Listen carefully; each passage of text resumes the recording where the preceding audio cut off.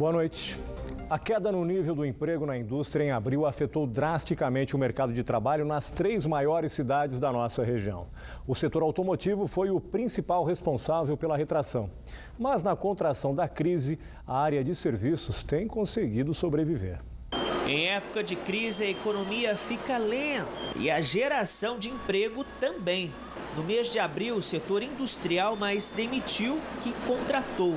Em Taubaté, São José dos Campos e Jacareí, foram fechados 2.800 postos de trabalho, segundo a Ciesp. Somente na indústria joseense, a queda foi de 1,06%, principalmente na área de máquinas e equipamentos. Como a crise ela vem se agravando, então começa a pegar outras cadeias, né? Então o setor, as montadoras estão deixando de vender veículos, os seus sistemistas deixando de vender peças, os seus fornecedores desses sistemistas também deixam de produzir e, por sua vez, deixam de comprar equipamentos, né? Então, no mês de abril, tivemos um grande impacto no setor de máquinas e equipamentos, teve uma grande demissão nessa área. Para esse economista, a mão de obra demitida pela indústria automobilística dificilmente vai ser reabsorvida a curto prazo pelo setor. A criação de microempresário individual está 3 mil por dia no Brasil. Então, as pessoas que hoje perdem seu emprego, ela está indo buscar uma alternativa de produção pelos seus próprios meios. Então, ou seja, como um microempresário individual, seja como numa outra área como serviços, ela não vai ficar sem emprego, ela vai ter que buscar uma qualificação de repente novas competências, estudar um pouco, para buscar outras opções, outras alternativas. O último emprego de Sebastião foi como inspetor de qualidade em uma fábrica de celulose de papel.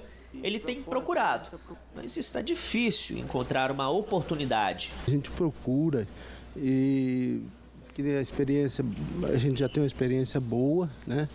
Mas está difícil porque está parado o mercado, né? O que o senhor tem feito nesse ano? É por conta própria, mesmo construindo, fazendo alguma coisa. Mas trabalhar fechado, não acha mais. Avesso aí nas demissões na indústria, outros setores, como o de serviços, estão contratando funcionários. Nessa agência de recrutamento de pessoal são diversas oportunidades e essa movimentação é em busca de uma delas. Enquanto o emprego industrial ele oscila mais, porque ele aponta, né, tudo que precisa de produção, sente primeiro. Serviços é um momento secundário, tem o comércio, educação. Então, esses setores não são imediatamente atingidos. Eles podem ser num momento secundário se a crise aprofundar muito, o que eu não acredito. Na empresa da Elaine, nada de crise. Ela tem uma prestadora de serviços no segmento de limpeza em residências. Depois que as 2 concorrentes dela fecharam as portas, o negócio deslanchou. São 20 funcionárias e ainda neste semestre a Elaine deve contratar mais 8. Estou contratando, está crescendo, né? É um tipo de serviço, uma mão de obra que todo mundo precisa. Então, nesse setor, por enquanto, não está sendo afetado. Os gabaritos do concurso público da Prefeitura de São José dos Campos vão ser divulgados amanhã no site da VUNESP. A prova foi realizada ontem e atraiu 18 mil candidatos. Estão sendo oferecidas 60 vagas em 36 funções.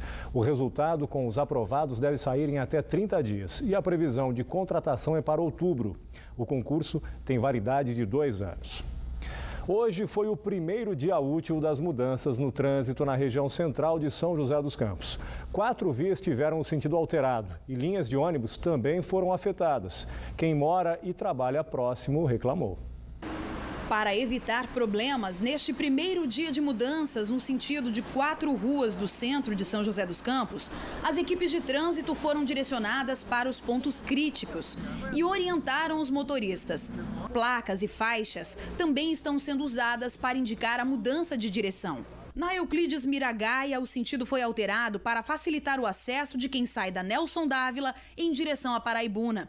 A Rua Machado Sidney agora tem mão dupla e a César Leite tem novo sentido em direção ao Humaitá. A proposta é a gente criar novas alternativas de ligação aqui. Inclusive com a mudança na Eugênio Bonádio, quem está aqui na altura da Praça Kennedy consegue inclusive acessar o anel viário sentido Zona Sul com uma ligação direta, né? Para aliviar o trânsito na Avenida João Guilhermino, foi preciso fazer pequenas alterações na rota dos 750 ônibus que passam diariamente por aqui. Nos próximos dias, as linhas que seguem deste ponto para a rodoviária serão direcionadas para a Rua Eugênio Bonádio. As demais continuarão parando no ponto da Praça Kennedy e em um novo que está em fase de instalação logo à frente. Mas esta mudança no sentido de algumas linhas de ônibus é vista como um problema pelos moradores deste prédio, na esquina das ruas Eugênio Bonádio e Machado Sidney. Eles reclamam do local onde este novo ponto de ônibus vai ser instalado. Parada de ônibus que está tendo aqui na entrada e saída da nossa garagem. Então, se parar 3 ônibus, nós já não temos acesso à garagem. O secretário de Trânsito explicou que a alteração do itinerário dos ônibus ainda está sendo estudada. É claro que a gente está atento a essas peculiaridades, mas a gente está lidando numa região já adensada. Então, as opções para locação, por exemplo, de pontos de ônibus, elas são mais complicadas, mais difíceis, mais críticas. Mas a gente está estudando toda essa proposta. Semáforos novos também fazem parte do projeto de melhoria do trânsito no centro de São José dos Campos. Este comerciante diz que depois da instalação do semáforo na Nelson Dávila, o fluxo ficou ainda mais lento. Teve, assim, uma melhora para atravessar a rua, tal, para o pedestre mesmo, mas para o motorista em si gerou bastante trânsito, lentidão. Para este taxista, se a onda verde, que é a sincronia da abertura dos sinais, não funcionar, o efeito pode ser contrário ao esperado. Se a onda verde estiver funcionando direitinho, o trânsito flui, que é uma beleza. Mas quando está desregulado, complica tudo. E a Prefeitura de Taubaté apresenta agora à noite o Plano Municipal de Mobilidade Urbana em uma audiência pública. A repórter Maiara Gouveia está em Taubaté, tem mais informações. Boa noite, Maiara. Boa noite, Márcio. A audiência é aberta ao público e acontece no auditório do curso de Engenharia Civil da Unital, na Rua Expedicionários, número 99, no centro. Sobre o assunto, eu converso com a secretária de Mobilidade Urbana, Dolores Pino. Secretária, quais os pontos que serão tratados aqui hoje? A mobilidade urbana ela é bem abrangente, então nós vamos abordar todos os assuntos ligados a sistema viário, transporte público, deslocamentos com veículos motorizados e não motorizados, enfim, todo esse mundo que abrange nossa pasta.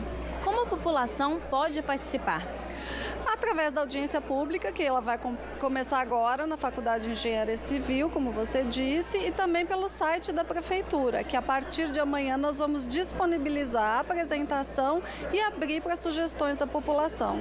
E essas sugestões serão abertas até quando? Haverá outras audiências? Como vai funcionar o processo a partir de agora?